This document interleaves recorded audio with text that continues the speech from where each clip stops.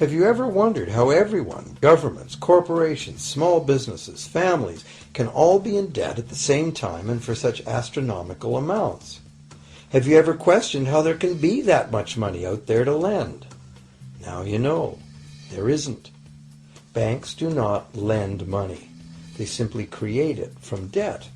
And as debt is potentially unlimited, so is the supply of money. And as it turns out, the opposite situation is also true. Isn't it astounding that despite the incredible wealth of resources, innovation, and productivity that surrounds us, almost all of us, from governments to companies to individuals, are heavily in debt to bankers? If only people would stop and think, how can that be? How can it be that the people who actually produce all the real wealth in the world are in debt to those who merely lend out the money that represents the wealth? Even more amazing is that once we realize that money really is debt, we realize that if there was no debt, there'd be no money.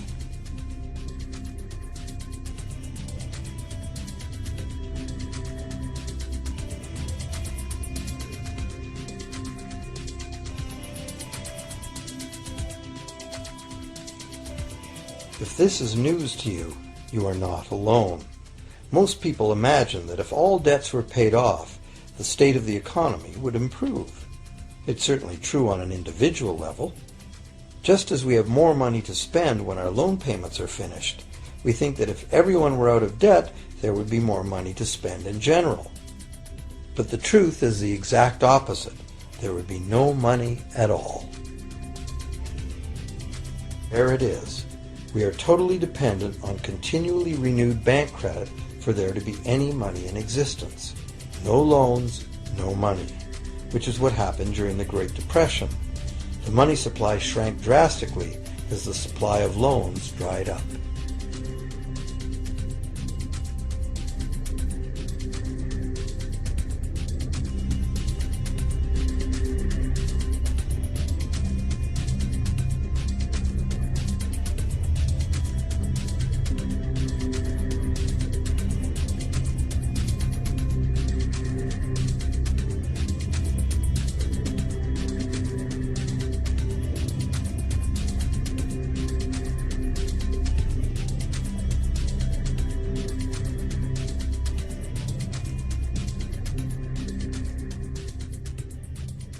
And that's not all. Banks create only the amount of the principal. They don't create the money to pay the interest. Where is that supposed to come from? The only place borrowers can go to obtain the money to pay interest is the general economy's overall money supply. But almost all that overall money supply has been created exactly the same way, as bank credit that has to be paid back with more than was created. So everywhere there are other borrowers in the same situation, frantically trying to obtain the money they need to pay back both principal and interest from a total money pool which contains only principal. It is clearly impossible for everyone to pay back the principal plus interest because the interest money doesn't exist. This can even be expressed by a simple mathematical formula. The big problem here is that for long-term loans, such as mortgages and government debt, the total interest far exceeds the principal. So unless a lot of extra money is created to pay the interest, it means a very high proportion of foreclosures and a non-functioning economy. To maintain a functional society, the rate of foreclosure needs to be low. And so, to accomplish this, more and more new debt money has to be created to satisfy today's demands for money to service the previous debt. But of course, this just makes the total debt bigger, and that means more interest must ultimately be paid, resulting in an ever-escalating and inescapable spiral of mounting indebtedness.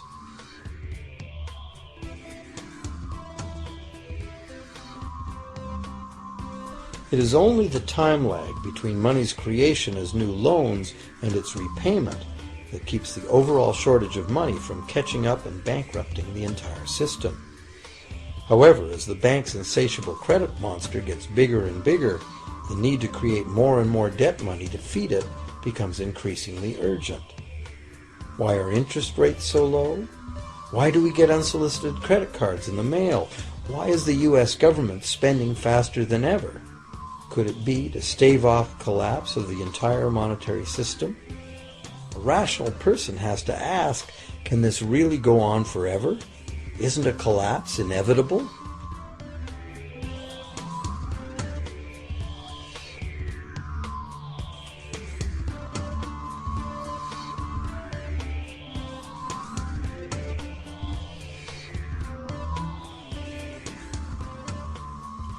Money facilitates production and trade. As the money supply increases, money just becomes increasingly worthless unless the volume of production and trade in the real world grows by the same amount. Add to this the realization that when we hear that the economy is growing at 3% per year, it sounds like a constant rate, but it's not. This year's 3% represents more real goods and services than last year's 3% because it's 3% of the new total. Instead of a straight line, as is naturally visualized from the words, it is really an exponential curve getting steeper and steeper. The problem, of course, is that perpetual growth of the real economy requires perpetually escalating use of real-world resources and energy. More and more stuff has to go from natural resource to garbage every year, forever, just to keep this system from collapsing.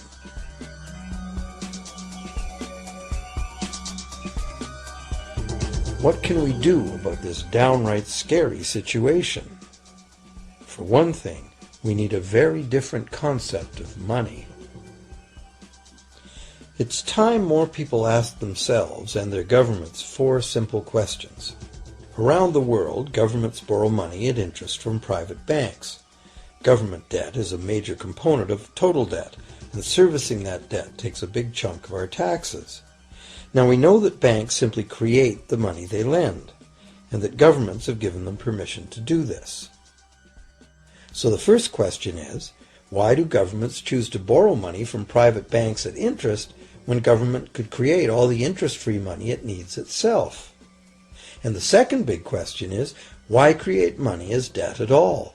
Why not create money that circulates permanently and doesn't have to be perpetually reborrowed at interest in order to exist? The third question, how can a money system that can only function with perpetually accelerating growth be used to build a sustainable economy? Isn't it logical that perpetually accelerating growth and sustainability are incompatible? And finally, what is it about our current system that makes it totally dependent on perpetual growth? What needs to be changed to allow the creation of a sustainable economy?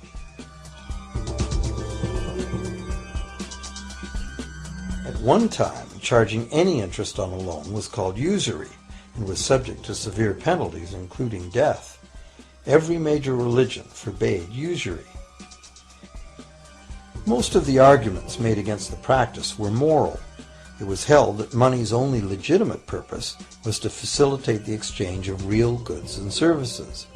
Any form of making money from simply having money was regarded as the act of a parasite or of a thief. However, as the credit needs of commerce increased, the moral arguments eventually gave way to the argument that lending involves risk and loss of opportunity to the lender, and therefore attempting to make a profit from lending is justified. Today, these notions seem quaint. Today, the idea of making money from money is held as an ideal to strive for. Why work when you can get your money to work for you? However, in trying to envision a sustainable future, it's very clear that the charging of interest is both a moral and a practical problem. Imagine a society and economy that can endure for centuries because, instead of plundering its capital stores of energy, it restricts itself to present-day income. No more wood is harvested than grows in the same period. All energy is renewable, solar, gravitational, geothermal, magnetic, and whatever else we discover. This society lives within the limits of its non-renewable resources by reusing and recycling everything, and the population just replaces itself. Such a society could never function using a money system utterly dependent on perpetually accelerating growth. A stable economy would need a money supply at least capable of remaining stable without collapsing. Let's say the total volume of this stable money supply is represented by this big circle. Let's also imagine that moneylenders must actually have existing money to lend. If some people within this money supply begin systematically lending money at interest, their share of the money supply will grow. If they continually reloan at interest all the money that gets paid back, what's the inevitable result? Whether it's gold, fiat, or debt money doesn't matter. The moneylenders will end up with all the money. And after the foreclosures and bankruptcies are all filed, they'll get all the real property too.